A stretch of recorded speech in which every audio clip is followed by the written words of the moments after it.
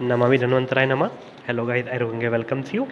सो guys, आयुर्वेंगे channel के माध्यम से जो आज हम पढ़ेंगे वो हमारा चरक चिकित्सा स्थान का 28 नंबर का चैप्टर है, वात व्याधि चिकित्सा अध्याय।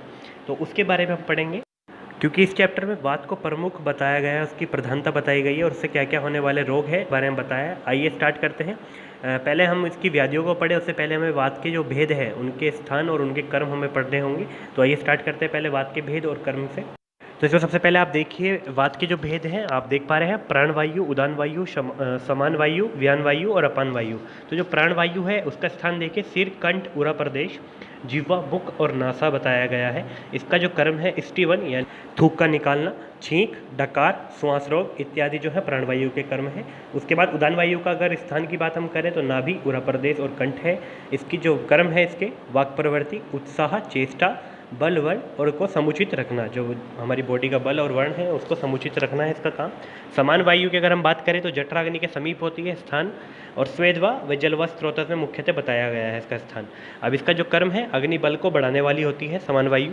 व्यान वायु की बात करें तो सर्वदेह व्यापी होती है, ये गति को उत्पन्न करती है। कर्म की अगर बात करें अंगों को फैलाना और सिकुड़ना यानी कि आकुंचन और प्राकुंचन कराती है। निमेश यानी कि पलकों को झपकाना वो कराती है कर्म इसके। अपान वायु की अगर हम बात करें तो इसका जो स्थान है बस्ती, मेढ्र, वृषण, वंक्षण, गुदा, नाभि, उरु, इनवाइनल रीजन कहा जाता है वंक्षण को। इसके बाद इसके जो कर्म है शुक्र, मल, मूत्र, आर्तव, गर्भ का क्या कराता है, ये निष्क्रमण कराती है। तो ये हमारे इस तरीके से हमने 5 भेद देखे, उनके स्थान देखे, उनके कर्म देखे। अब आगे आइए इन्हीं चीज़ों को देखते हुए इन्हीं के क्या क्या रोग इनसे होने वाले हैं उनकी बात करेंगे। सबसे पहले निदान और पूर्व रूप की बात करते हैं सबसे पहले। तो देखिए निदान क्या रहेगा, तो निदान में वातवर्धक निदान रहेगा, जैसे कि रूक्ष, शीत, लघु, अल्प भोजन का लेना, कटु तिक्त कषाय रस का सेवन करना, शुष्क व सूख मांस रस का सेवन करना, वेग का धारण करना, अति व्यायाम करना, धातु क्षय हो जाना, आघात या फिर रात्रि जागरण, ये सभी निदान बताए गए हैं। पूर्व रूप देखिए, इसके लिए एक कोटेशन है, अव्यक्त लक्षणम तेषाम पूर्वम रूपम इति स्मृतम। तो इसमें कहा गया है कि जो इसके पूर्व रूप है वो अव्यक्त होते हैं, अव्यक्त लक्षण को ही पूर्व रूप कहा गया है। और लक्षण क्या होते हैं, जब वो जो पूर्व रूप है अव्यक्त वो व्यक्त हो जाते हैं तो उनको लक्षण कहा जाता है। इसलिए यहाँ पर लिखा गया है आत्म रूपम तु तद्व्यक्तम पायो लघुतम पुनः। अव्यक्त रूप जब व्यक्त हो जाते हैं उनको लक्षण कहा जाता है। अब इसमें चिकित्सा की कॉमन चिकित्सा बता रहा हूँ मैं आपको। यहाँ पर शोधन और शमन यहाँ पर कराया जाता है। तो देखिए शोधन में क्या, स्नेहन कराया जाता है, स्नेहन में स्नेहपान करा सकते हैं या स्नेह बस्ती यानी कि अनुवासन बस्ती यहाँ पर उसको दे सकते हैं। उसके बाद शोधन अगर कराना है आपको तो मृदु विरेचन करा सकते हैं एरंड तेल के द्वारा, या फिर निरु या अनुवासन बस्तियाँ वहाँ पर उसको दे सकते हैं। नस्य ऊर्जत्रु अगर विकार है तो वहाँ नस्य करा सकते हैं, या वातानुलोमन वहाँ पर आप उसको दे सकते हैं। शमन की बात करें तो दशमूलादि घृत, चित्रकादि घृत, बला तेल, निर्गुंडी तेल, मूलक तेल, ये आप वहाँ पर उसको दे सकते हैं। इसका एक छोटा सा फंडा नीचे आप देख पा रहे हैं, 10 चित्रक घृत व मुनि तेल, मतलब 10 जो है चित्रक घृत है और मुनि तेल है।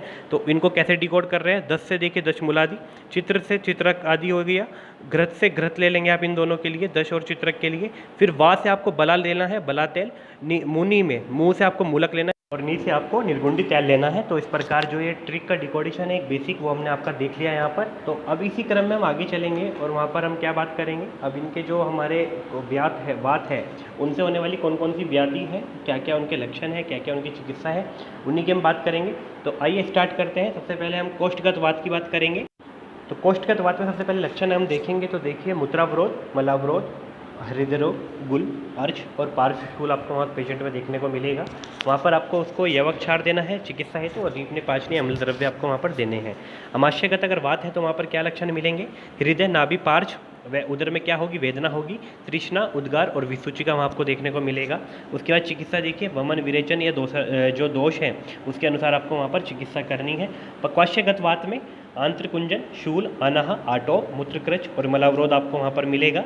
इसमें उदाव्रत समान चिकित्सा करनी है, जो कि आप देख पा रहे हैं, जैसे कि अभ्यंग करना है शीत ज्वर नाशक तेल के साथ में, या फिर वातनाशक स्वेद देना है वहाँ पर, और वातनाशक या आप उसको निरुवस्ती वहाँ पर दे सकते हैं। वर्ती दे सकते हैं आप, श्यामादि गुदवस्ती वर्ती दे सकते हैं, पिपक्य आदि दे सकते हैं। निरुवस्ती जो आपको वहाँ पर देनी है वो तीक्ष्ण होगी, वातनाशक योग है।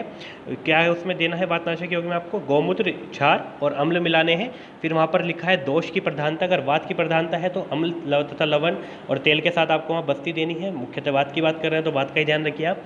विरेचन की अगर हम बात करें तो गौमूत्र, प्रसन्ना या दही का पानी आप वहाँ पर उसको विरेचन औषध के साथ मिलाकर दे सकते हैं।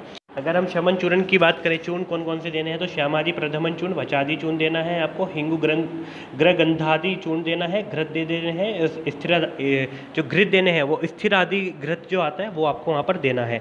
तो अब इसके बाद अगर हम बात करें गुदगत वात की, तो देखिए वहाँ पर मल मूत्र अपान वायु में रुकावट होती है, आदमान होता है, अश्मरी होगी, उदाव्रत समानी की जो है चिकित्सा बताई गई है, जो भी हमने ऊपर पढ़ी है वही आपको चिकित्सा यहाँ पर भी देनी है।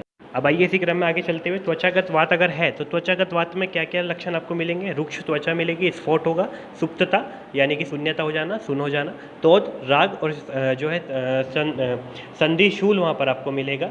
तो वहाँ पर आपको चिकित्सा देखिए स्वेदन, अभ्यंग, अवगाह और हृदय आहार आपको वहाँ देना है। उसके बाद रक्तगत वात अगर हम है तो तीव्र रुजा, संताप, वैवर्ण्य, कृष्टता, अरुचि, अरुंशी यानी कि फुंसियाँ हो जाना, ये लक्षण आपको वहाँ देखने को मिलेंगे। क्योंकि रक्त की दुष्टि होती है तो फुंसियाँ हो जाती है, तो इसलिए यहाँ पर ये बेसिक कैरेक्टर है, याद कर सकते हैं। शीत प्रदेह देना है, विरेचन देना है, रक्तमोक्षण देना है। विरेचन है पित्त प्रधान हो रहा है, इसलिए यहाँ पर विरेचन जो है वो मतलब पित्त प्रधान जो चिकित्सा है वो दिखाई दे रही है आपको यहाँ पर। मांस और मेदोगत अगर बात है तो अंगोरव, अतितोद, श्रम और टंड मुष्टिहित पीड़ा यानी कि दंड मुष्टिहित पीड़ा, सॉरी, जैसे कि डंडे और मुक्कों से उसको मारा जा रहा हो ऐसे उसको पीड़ा होती है। इसमें विरेचन देना है आपको, निरुबस्ती और शमन चिकित्सा आपको वहाँ पर करानी है। अस्थि व मज्जा में अगर बात गई है तो वहाँ पर क्या लक्षण मिलेंगे, संधि भेद, अस्थि भेद, मांस और बल का क्षय होगा, अनिद्रा होगी, संतत रुक होगा वहाँ पर। तो वहाँ पर आपको क्या करना है, बाह्य और अभ्यंतर स्नेह का प्रयोग करना है। उसके बाद अगर शुक्रगत वात है तो शुक्र में अवेग होगा, यानी कि या तो शुक्र का जो है वेग बहुत तेजी से आएगा या नहीं आएगा, या फिर निष्फल शुक्र रहेगा, और निष्फल का मतलब है वो संतान उत्पन्न नहीं कर पाएगा। विकृत गर्भ की उत्पत्ति होगी, और इसमें आपको क्या करना है, चिकित्सा हेतु शुक्रल और बल्य औषध और आहार विहार उस पेशेंट को कराना है। तो वहाँ पर जो शुक्रगत वात है उसकी दृष्टि दूर हो जाती है।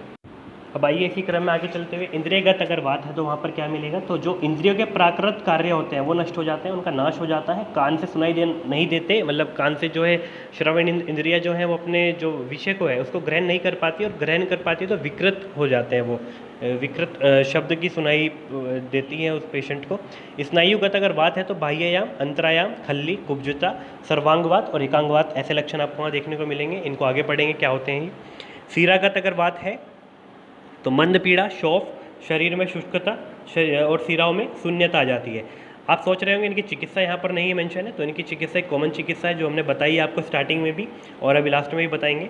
संधिगत अगर बात है तो वहाँ पर देखिए संधि में शोथ हो जाएगा, अंगों में प्रसारण व कुंचन में पीड़ा होगी, और यहाँ पर आपको जो इसकी चिकित्सा बताइए तो स्नेहन देना है आपको, कैसे, जानु या अनुवासन बस्ती के द्वारा अभ्यंग करवा सकते हैं, या फिर वहाँ पर उपनाश वेद दे सकते हैं। सर्वांग अगर बात है तो वहाँ पर देखिए शरीर में क्या होता है, फरकाहट होती है और भंजन होता है, जैसे कि शरीर टूटा टूटा हो गया हो, और संधियों में वेदना होती है। तो यहाँ पर भी सामान्य चिकित्सा जो हम बताई है हमने पहले आपको वही चलेगी, या अभी आगे अंततः आपको शमन योग बताएंगे, वो देखने होंगे, आपको याद करने होंगे। अब आइए इसी क्रम में आगे चलते हुए अर्दित की हम बात करेंगे, पैरालिसिस जिसको बोला जाता है। तो देखिए सब बात क्या होती है, आधे शरीर में रहती है बात, और वो क्या करती है, रक्त का शोषण करके पैर, हाथ व जानू को क्या करती है, संकोचन कर देती है, उनको कॉन्ट्रैक्ट कर देती है, जिससे कि मुख टेढ़ा हो जाता है, नेत्र जकड़ जाती है, छींक वेग आने पर ना निकलना, मतलब छींक का वेग आता है पर छींक निकल नहीं पाती है। तो ऐसी जगह पर आप नश्य करा सकते हैं, मुर्द तेल दे सकते हैं। मुर्द तेल की आप क्या करा सकते हैं, यहाँ पर शिरोबस्ती, शिरोधारा, शिरोपिचू और शिरो अभ्यंग वहाँ पर आप करा सकते हैं। नाड़ी स्वेद आप वहाँ पर करवा सकते हैं, उपनहा स्वेद आप वहाँ पर करवा सकते हैं, और अनुपमासरस उसको सेवन हेतु आप दे सकते हैं। मन्य स्तंभ या जिसको कि अंतरायाम भी बोला गया है, ये क्या होता है, तो इसमें देखिए बात जो होती है वो मन्य नाड़ी का आश्रय ले लेती है, जिससे कि अंतरायाम हो जाता है वहाँ पर, और गर्दन भीतर की ओर खिंचाव करने लगती है, मतलब गर्दन में ऐसा लगता है अंदर की ओर कोई खिंचाव कर रहा है। रोगी दांतों को काटता है, जिससे कि लालस्राव वहाँ पर देखने को मिलता है, और जो सिर है उसका उसमें जकड़ाहट हो जाती है। बहिरायाम या अनुस्तंभ क्या होता है, तो देखिए पृष्ठ व मन्य आश्रित होकर, जो वात है वो पृष्ठ में और मन्या में आश्रित होकर अनुस्तंभ करती है, मुख जिसमें मुख क्या है, बंद हो जाता है, धनुष के समान टेढ़ा हो शरीर हो जाता है, जो छाती है वो बाहर की ओर आ जाती है, और गर्दन जो है इसमें टेढ़ी हो जाती है। तो इसमें स्वेदन बताया गया है उत्तम चिकित्सा। अक्षेप अगर वहाँ पर है, कन्वल्जेंस जिसको कहा जाता है, तो हाथ, पैर, सिरा, स्नायु, कंडरा, ये क्या होते हैं, सुखाकर इसमें खिंचाव उत्पन्न करता है वात। जो वात है हाथ, पैर, सिरा, स्नायु, कंडरा को सुखाकर उसमें क्या करेगी, खिंचाव को उत्पन्न करेगी। तो ये हमारा क्या होता है, आक्षेप होता है, जिसको दौरा पड़ना भी कहा जाता है। अब आइए इसी क्रम में आगे चलते हुए बात करते हैं डंडक की। तो डंडक क्या होता है, देखिए हाथ, पैर, सिर, पृष्ठ और श्रोणी प्रदेश डंडे के समान क्या हो जाते हैं, जकड़ जाते हैं वात के कारण, तो उसे डंडक रोग कहा जाता है। पक्षवद यानी कि हेमीप्लेजिया, जैसे कि हेमीप्लेजिया भी कह सकते हैं। तो इसमें कुपित वायु क्या करती है, दक्षिण या वाम कोई भी एक पार्ट को क्या करेगी, शारीरिक चेष्टाओं का विनाश कर देगी, वेदना और वाणी में रुकावट उत्पन्न करेगी, तो वो क्या है, पक्षवद है। इसमें जो चिकित्सा है स्वेदन कर और स्नेहयुक्त विरेचन वहाँ पर कराया जाना चाहिए। एकांग वात में क्या होता है, देखिए शरीर के एक भाग में क्या होता है, शीरा या स्नायु सुखाकर एक पैर हाथ को संकुचित कर देती है, तो वो हमारा क्या होता है, एकांग होता है। इसमें उपनाह श्वेत दे सकते हैं, सेंधा नमक उड़द का तेल जो है उसका अभ्यंग करा सकते हैं उस पेशेंट को। गृहदर्शी में क्या होता है, नितंब यानी कि कटी पृष्ठ उरु, इसमें जो वात का क्रम है वो इस प्रकार होगा, पहले नितंब को दिक्कत प्रॉब्लम करेगी और फिर कटी प्रदेश को, पृष्ठ प्रदेश को, उरु प्रदेश को, फिर जानु को, फिर जंगा को, फिर पैर को, फिर इनमें क्या करेगी, जकड़ाहट, तोद, स्पंदन, तंद्रा, गुरुता। इस क्रम में इन सब अंगों में जकड़ाहट करेगी, तोद करेगी, स्पंदन करेगी, तंद्रा करेगी और गुरुता करेगी। इसकी चिकित्सा जो आपको करनी है वो अग्निकर्म से करनी है या फिर निरुव अनुवासन बस्ती आपको वहाँ पर देनी है। अब आइए अंततः बात करते हैं खल्ली की। तो खल्ली क्या होता है, पैर, जंघा, उरु, हाथ का जो मूल भाग होता है वहाँ पर मर्दन सम पीड़ा होती है, तो इसमें आपको क्या चिकित्सा देनी है, उष्ण उपनाह देना है, तैल घृत युक्त पायस देनी है। मतलब जो उष्ण उपनाह देना है वो किससे देना है आपको, तैल घृत युक्त पायस से देना है या कृष्णा व मांस से आपको वहाँ पर उसको देना है। अब आइए इस प्रकार रोग खत्म हुए, इनके शमन योग की बात कर लेते हैं वात व्याधि में। तो त्रिअमृत तैल पान कर श्वेय वृक्ष जिया, मतलब कि इसमें आपको श्वेय वृक्ष जिया, जो त्रिअमृत तैल का पान करके एक व्यक्ति था जिसने त्रिअमृत तैल का पान किया, उससे वो क्या है, श्वेय याद कर लीजिए, इसको शव कर लीजिए, शव जो था मरा हुआ शव था वो वृक्ष जिया। तो वृक्ष को आपको देखिए मैंने इंग्लिश में लिखा है VRSH, इसका आपको यहाँ पर पता लगेगा, आप नीचे आप देखिए त्रि से त्रि लिखा आपने, अमृत से अमृत लिखा, उसके बाद तैल पान का कुछ नहीं है, तैल से आपको बस तैल याद रखना है कि जो हम योग पढ़ रहे हैं वो तैल के योग है, पान कर से कुछ नहीं है, श्वेय को आपको ऐसे ही लिख देना है, वृक्ष को आप ऐसे ही लिख दीजिए और इसमें वी को हटा दीजिए, वी को वृक्ष के साथ लिख दीजिए, RSH को एक साथ लिख दीजिए। तो अब देखिए त्रि से त्रिफलादि चतुस्नेह वहाँ पर आपको देना है, अमृत से अमृत आद्य तैल देना है, श्व से स्वेदंष्ट्रा यानी कि जैसे गोपचूर भी कहा जाता है, वृक्ष से देखिए यहाँ पे वृक्ष मूलादि तैल देना है, आर से देखिए रासनादि तैल आप वहाँ पर दे सकते हैं, और सह से सहचर आदि तैल आप वहाँ पर उस पेशेंट को दे सकते हैं। तो इस ट्रिक से मैंने एक ट्रिक आपको पहले बताई थी, उससे और इससे आप इसके कुछ जो योग है वो याद कर सकते हैं। तो गाइस इस तरीके से हमने फर्स्ट पार्ट जो वात व्याधि चिकित्सा का है वो कवर किया है। अब इसमें आवरण युक्त व्याधियाँ बची है वो हम नेक्स्ट वीडियो में कवर करेंगे, उसे हम जल्दी ही पब्लिश करेंगे। आई होप आपको ये वीडियो पसंद आई होगी। So thank you guys for watching the video, please like share and subscribe to the channel. आपको अगर नोट्स चाहिए तो आप अपनी जो email ID है वो आप कमेंट सेक्शन में डाल सकते हैं। Thank you guys.